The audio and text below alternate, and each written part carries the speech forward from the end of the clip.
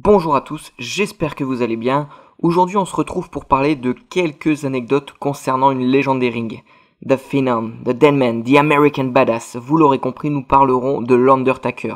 De son vrai prénom Mark Calaway, il nous a fait rêver pendant des années et cette vidéo m'a été demandée à de nombreuses reprises. Alors je vais donc essayer de vous faire plaisir, installez-vous confortablement et c'est parti avec Wrestling With Me.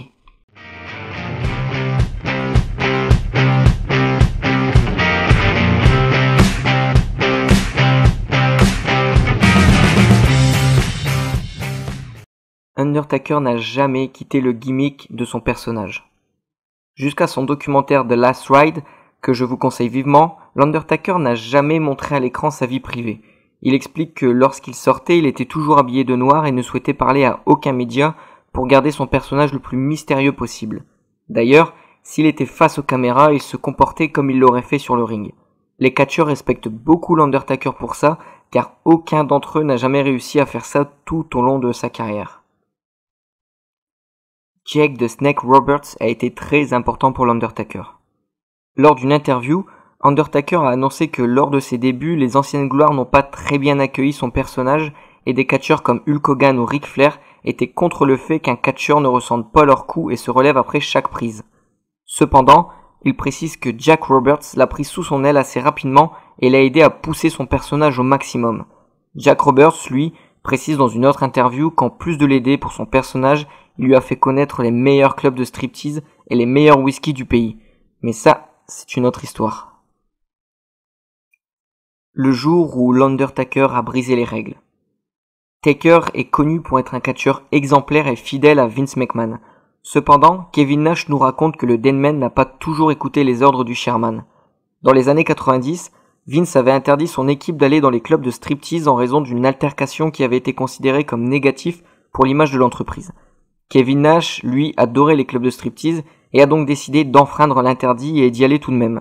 Essayant d'être le plus discret possible, Nash est entré dans le club et a cherché un coin sombre. Mais qui a-t-il vu en regardant autour de lui?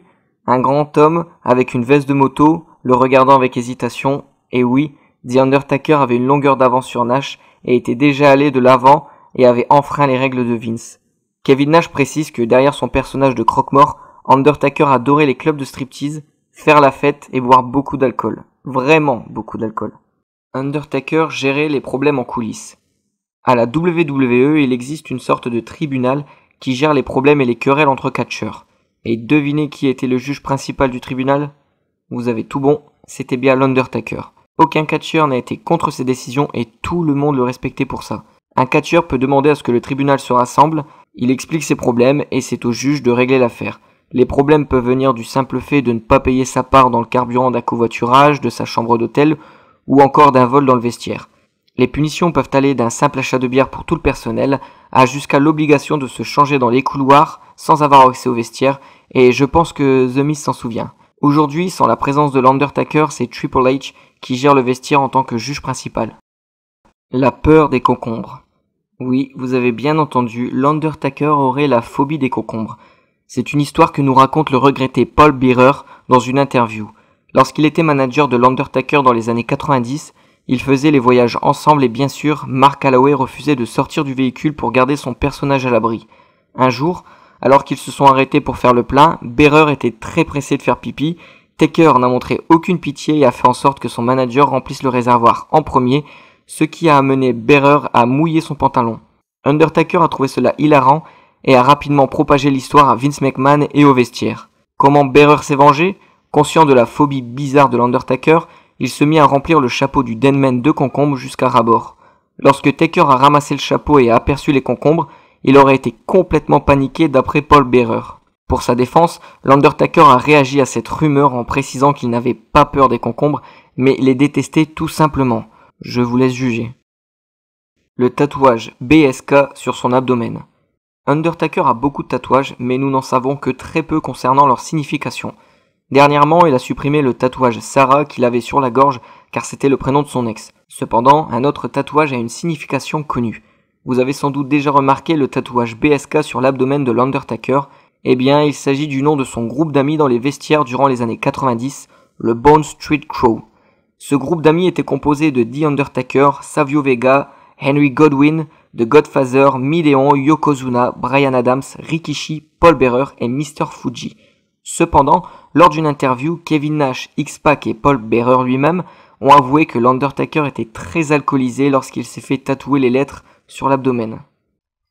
Quand l'Undertaker a étranglé Kurt Angle.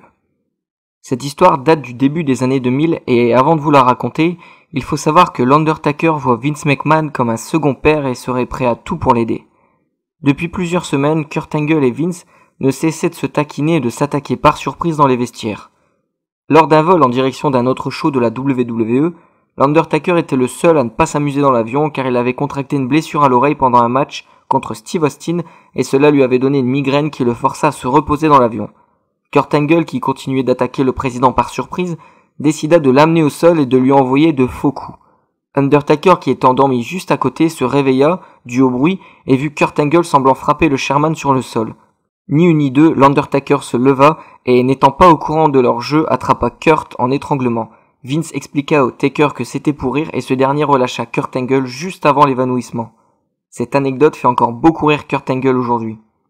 Et bien voilà, c'est terminé pour cette vidéo, j'espère que vous avez passé un bon moment. Je tenais à vous remercier pour vos commentaires et vos messages de soutien, ça fait vraiment plaisir. N'hésitez pas à me redonner des noms de catcheurs que vous souhaitez connaître un peu plus, je me ferai un plaisir de rechercher des anecdotes pour vous. On se retrouve bientôt pour d'autres vidéos 100% catch avec Wrestling With Me.